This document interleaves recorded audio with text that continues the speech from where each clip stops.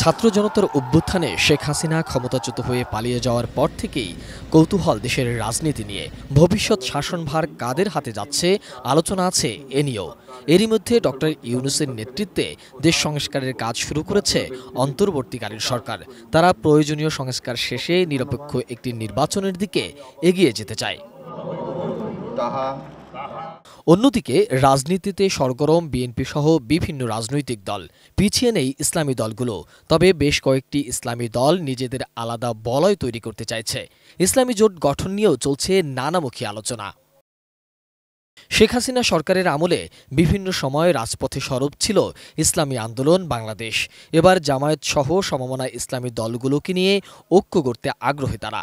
Islamic আমাদের সমমনা দলগুলিকে নিয়ে তো ঐক্য করার চেষ্টা আমরা করতেছি, অভ্যুত আছে, এবং আমাদের চেষ্টা থাকবে ইসলামিক দলগুলি ঐক্যবদ্ধভাবে আমরা নির্বাচনে অংশগ্রহণ করি।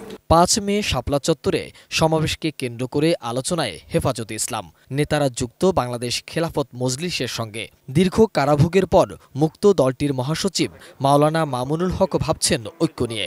ইসলামিক অঙ্গনে যেন আমরা একটা ঐক্যের প্ল্যাটফর্ম তৈরি করতে পারি, সমমনা সবগুলো রাজনৈতিক দল যেন আমরা এক কাতারে আসতে পারি এবং এরপরে আরও বৃহত্তর পরিসরের একটা ঐক্য গড়ে তুলে আগামী নির্বাচনে যেন আমরা ইসলামপন্থীদের পক্ষ থেকে একটি অভিন্ন ব্যালট যেন আমরা ব্যালট বক্স যেন মানুষের সামনে দিতে পারি।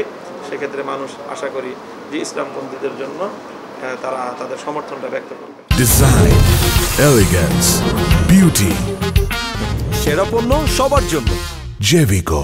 বিগত নির্বাচনগুলোতে আওয়ামী লীগ কিংবা বিএনপির সঙ্গে জোট না করলেও এবার ইসলামী জোটে আগ্রহ জাকের পার্টিরও।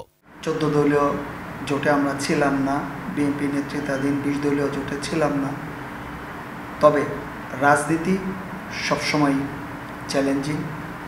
যদি কখনো এই ধরনের পরিস্থিতির প্রয়োজন হয় যে ইসলামী দলগুলির সাথে বৃহত্তর মোর্চা, বৃহত্তর জোট, সময় সেটা বলে দিবে।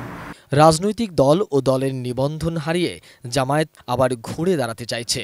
দেশের বেশিরভাগ ইসলামী দল যখন ঐক্যবদ্ধ হবার পথ খুঁজছে, তখন জামাতের আমিরের কথায়ও উঠে এসেছে এই প্রসঙ্গ।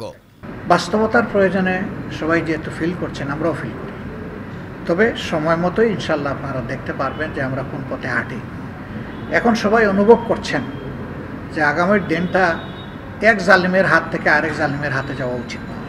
তো এই দিক থেকে ইসলামী আদর্শ যারা অন্তরে লালন করে তারা আসলে সমস্ত মানুষের প্রতি শ্রদ্ধা রাখেন। সে কোন ধর্মের, কোন দলের, এটা বড় কথা না। সে একজন মানুষ, সে দেশের একজন নাগরিক।